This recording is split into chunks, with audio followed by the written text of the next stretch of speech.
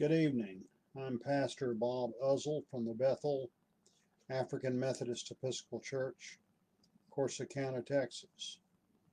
This is June 3rd, 2020. I hope everybody has had a good day. I want to pay tribute today to one of my heroes, a man who passed away exactly 30 years ago today, on June the 6th, 1990. Here's his picture right here. Dr. Homer Prince. When I was a small child in elementary school, I began having a problem that has recurred throughout my life, which was later diagnosed as red ear syndrome. I would sit in front of the TV and I would lick my fingers and rub my ears. And my parents noticed that, and they took me to a number of physicians, all of whom were baffled by the problem. The only one who really took the problem seriously and tried to treat it was Dr. Prince. And it was many years later I learned about who he was as a noted allergist. And he treated me with a medication called Hapamine, histamine azoprotein. It was manufactured by Park Davis. As a little boy, I didn't remember the trade name or anything like that, but I do remember him saying it was made from horse blood. Later got some literature on the medication and found that it was discontinued in 1975. This particular condition, I can't explain why, but during my teens and early 20s, it left me alone. Now I'm talking about my ears getting red and burning. And in my late 20s, the condition recurred, and it's been with me ever since. And it's very difficult to treat, since with the advent of the internet, I found that I'm not the only person on planet Earth that suffers from the condition. And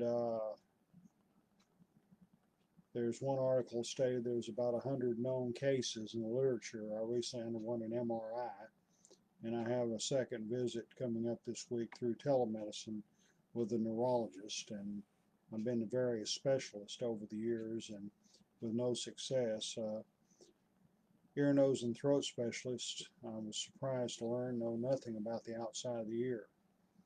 Allergists want to treat the usual symptoms of running nose and itching eye. About 1980, I began trying to get treatment, and when I mentioned about having been treated back in the 60s, I thought that they would at least want to know what medicine was used. It was every Friday after school I'd get a shot in the arm, and but they didn't even seem to be curious about such a thing. I later did learn, what medicine it was. Unfortunately, it wasn't available anymore. But I remember as a child, my mother and I would be sitting in Dr. Prince's office, and he'd be sitting behind his desk, smoking his pipe, as he is in this picture here, and discussing about these allergy problems. Later years I did some research and found out a lot about the man. He was a physician, a teacher, and a pioneer researcher in allergy. As I say, he's been gone exactly 30 years. He was born on June the 2nd, 1904, in the town of Rogers, Texas, or near Rogers. I understand his actual place of birth was in Milam County, but Rogers was the closest town, and Rogers is in Bell County, not far from Temple. And about the only really other famous person coming from Rogers was an African American dancer named Alvin Ailey. But Dr. Prince received his Bachelor of Arts degree from the University of Texas at Austin in 1926, and his Doctor of Medicine degree from the University of Texas Medical Branch in Galveston in 1929. Following an internship at John Seeley Hospital in Galveston, he practiced medicine in this Texas coastal city for 6 years. In 1936, he went to New York City, where he studied allergy under Dr. Robert Cook at Roosevelt Hospital. Later that year, he returned to Texas, establishing in Houston a medical office that evolved into the Houston Allergy Clinic. In 1943, he organized the allergy department at Hermann Hospital in Houston, serving as director until 1958 when he became a consultant. And I was told by another man who was from Crockett, where Dr. Prince eventually settled, that he had said that when he had enough money, he wanted to move to a rural community, and that's what he did at Crockett in East Texas. I've only been to Crockett once, 5 years ago. I went down there and saw the statue of the blues recording artist Lightnin' Hopkins in front of the Camp Street Cafe. But Dr. Prince established in 1958 an allergy clinical laboratory where he continued to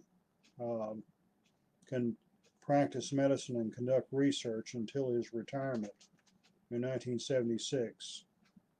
But while he was in Crockett during the 1960s, he would come to Waco during the week. I'm not sure how long he did this.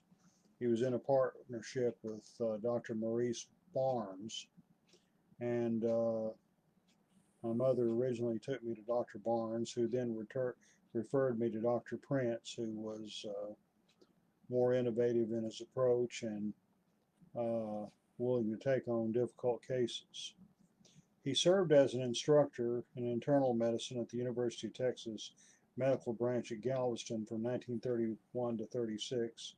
He was appointed as an associate professor at the Baylor College of Medicine in Houston in 1942, becoming professor in 1953 and emeritus professor in 1958.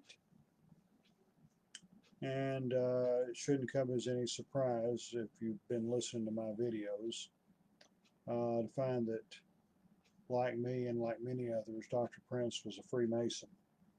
He joined the Masonic Lodge early in his career, and I recently found that his father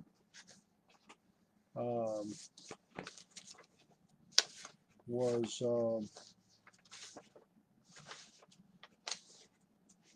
Henry E. Prince. He lived from 1881 to 1957, and he was also a Freemason. In fact, there's a picture of the older Prince's grave with the Masonic square and compass on the grave. Dr. Prince was initiated as entered apprentice Mason March 1st, 1930, passed the degree of Fellowcraft, and on May 6, 1930, he was raised to the sublime degree of Master Mason June 19, 1930, in Rogers Lodge, number 602 in his hometown. On February 3, 1959, after establishing permanent residence in Crockett, he affiliated with Lothrop Lodge number 21 at Crockett. He received the 32nd degree in the Houston Scottish Rite Bodies on October 23, 1944. He transferred his Scottish Rite membership to Waco on October 5, 1964, and back to Houston on June the 16th, 1977. He held membership during the same period in respective York Rite bodies in both Houston and Waco. He was also a member of Sharon Shrine Temple in Tyler, Texas. By the way, as much as I've studied shrine history, I'm surprised I didn't know this. I just learned that today, June the 6th, is also Shrine International Awareness Day, because it was on June the 6th, 1876, that the Imperial Council for the Mystic Shrine was first organized. And Dr. Prince's professional memberships included the American College of Physicians, the American Association of Allergy and Immunology, the Southwest Allergy Forum, the American Academy of Allergy and Immunology, the American College of Allergy and Immunology, the Harris County Medical Society, the Texas Medical Association, and the American Medical Association. He was recognized worldwide for his research in mold allergy, and he helped establish the Association of Allergists for Mycological Investigations in 1938. He was president of this organization until 1972, when he became chairman of the board. During his career, he published more than 60 scientific articles. I have some of them in my files, quite a few of them. He gave an address before the British Allergy Society in 1950, the International Congress of Allergology in Montreal in 1967, and the Dutch Allergy Society in Utrecht in 1975. He presented a paper to the Southwest Allergy Forum in Houston on May 12, 1975. And the Association of Allergists for Mycological Investigations was dissolved in 1987. At that time, the organization's assets in the amount of $160,000 were transferred to the Development Foundation of Southwest Texas State University, which is now known as Texas State University at San Marcos. Under the terms of the endowment, 75% of the income would be added to the principal each year until sufficient funds were accumulated for the establishment of the Homer E. Prince Chair of Microbiology. The remaining 25% were earmarked for use in bringing international scholars in microbiology and immunology to the campus to participate in the annual Homer E. Prince Distinguished Scientist Lecture.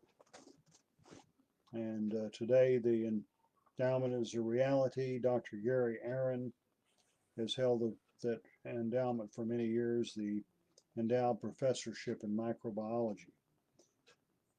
The highly productive life of Dr. Homer Prince came to an end on June the 6th of 1990, 30 years ago today. Funeral services were held on June 9th, 1990. They were held at the First United Methodist Church of Crockett, where Dr. Prince was an active member.